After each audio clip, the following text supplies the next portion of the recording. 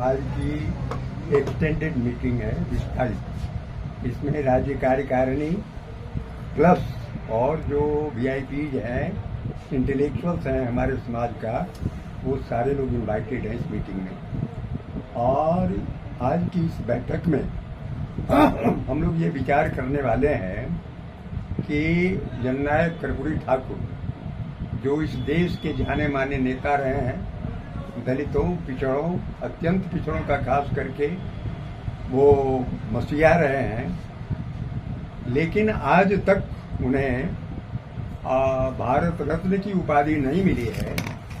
हम लोग इस मुद्दे पर आज चर्चा करेंगे, विचार करेंगे और आवश्यकता पड़ी तो आंदोलन की रूपरेखा भी हम लोग तैयार करेंगे।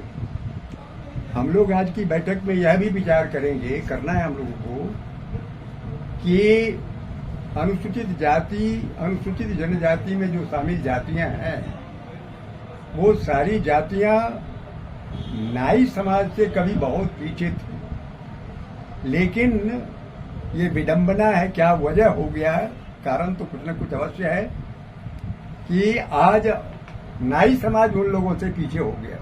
क्या कारण है, ये विचारणीय बिंदु है। और मेरे ख्याल से एससी एसटी में शामिल जातियों को स्टेट का प्रोटेक्शन मिला। मैंने जैसा कि पहले कहा कि हमारी स्थिति उन लोगों से कतई बेहतर नहीं है। इस चीज को 1987 में कर्पूरी जी ने भी कबूल किया था और हिंदुस्तान टाइम्स में वक्तव्य दिया था कि नाई समाज के तर्क को सुने और इनके तर्कों में यदि दम है तो नाई समाज को अनुसूचित जाति में अविलंब शामिल करने की कार्रवाई की जाए, स्टेट गवर्नमेंट करे। तो हम लोग इस पर भी विचार करेंगे कि हमें अनुसूचित जाति की सूची में शामिल किया जाए।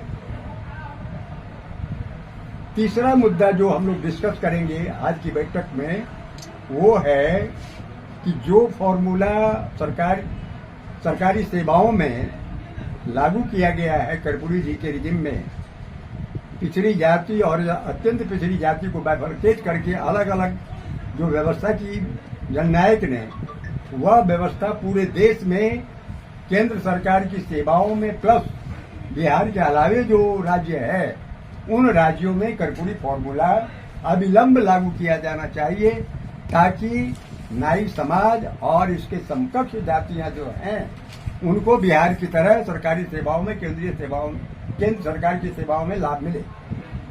तीसरा बिंदु जो डिस्कस करने की है, राज्य सरकार या केंद्र सरकार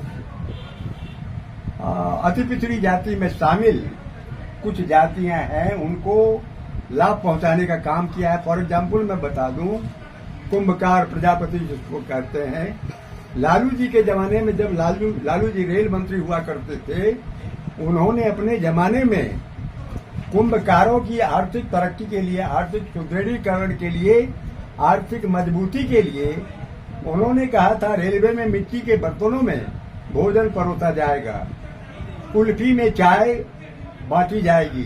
तो इस तरह से कुंभकारों के रोजगार को उन्होंने विकसित करने का उपाय सोचा।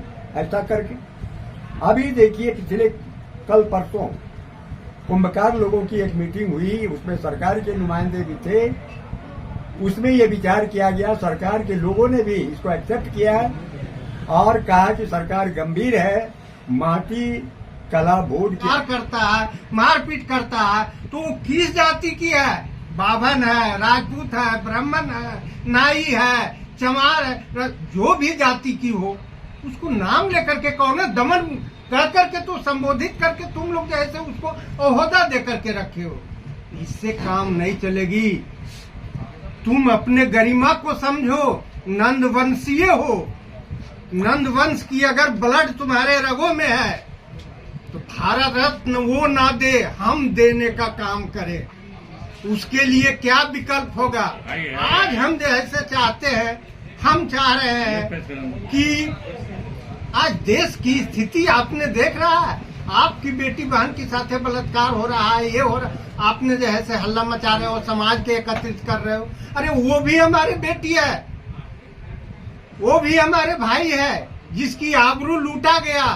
आज प्रशासन का कोई या कहते हैं कि भाई जैसे कोई सबूत नहीं है मेरे पास। अरे भाई, लड़की तो ऐसी अबला होती है, अब जैसे आप उसको जैसे सबूत खोजोगे, आप उसको टेस्ट करवाओगे, तो एक दिन की बात है, वो जैसे बॉर्डर पर गया हुआ है, वहाँ गोली खाने की चिंता है या गोली मारने की चिंता है, तो वहाँ पर जैसे वो क्या जैसे सैंपल को रखता, कहाँ जाकर के अथी करता। तो इस चीज को आप समझे, हमारी भारत सरकार, वो जैसे जो भी हैं, नरेंद्र मोदी जी आरएसएस के चंगुल में फंस चुके हैं, और ये नरेंद्र मोदी जी की भी बस की बात नहीं है, ये देश को जैसे कहीं आवगिर में रखने का काम कर दिया है। और इस तरह से मेरा उद्देश्य जो यहाँ आने का हुआ, मेरा काम है जगह जगह लोगों को जागृत करना, लोगों को समझाना। नहीं समझे तो जाए, आज नहीं तो कल तो आपके पोता परपोता जैसे गुलामी दर गुलामी लिखा हुआ। इसलिए हमारा देश का भविष्य खतरे में। संविधान बचाओ, देश बचाओ, ईवीएम हटाओ। नरेंद्र मोदी जैसे लोगों को प्रधानमंत्री क्या, तो जैसे एक सरपंच बनने लायक नहीं रहेंगे पूरे इंडिया में। इनकी क्या आती है, 2-3% होकर के जैसे अभी पूरे जैसे प्रधानमंत्री की। अरे ये तो एक मार्केटिंग प्लस है, उनको बच्चे से। जनता दल के अध्यक्ष ये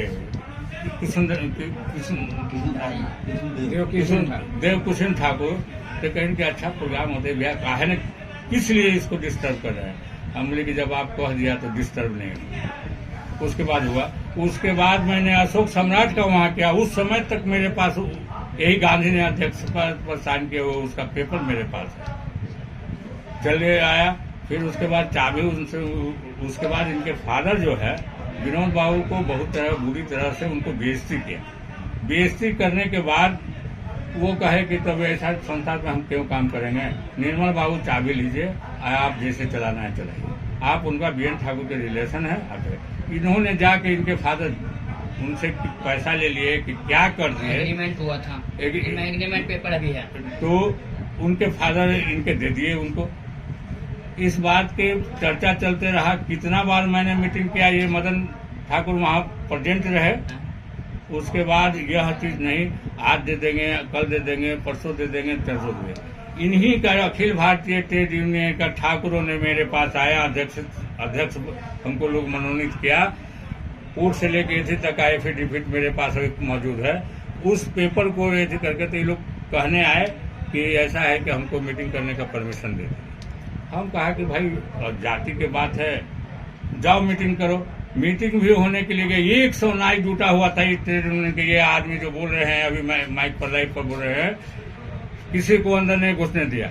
जब मैं वहां पहुंचा था, हम बोले कि आप लोग को रुकने के लिए कहे थे ना, कोई भी चीज प्रोसेस होता, अगर वो नहीं आने दे रहे हैं तो हम पहले कोतवाली को चिट्ठी न दे दें। कोतवाली पर वहाँ साइन है दोनों का कि जब भी किसी भी कार्यक्रम करना होगा तो दोनों को परामर्श नहीं तो कार्यक्रम नहीं होगा।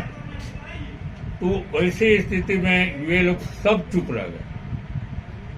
ये आए वहां से, कहीं कैसा बात है कि नहीं न्यास में घुसने देगा, नहीं तो हम आए हैं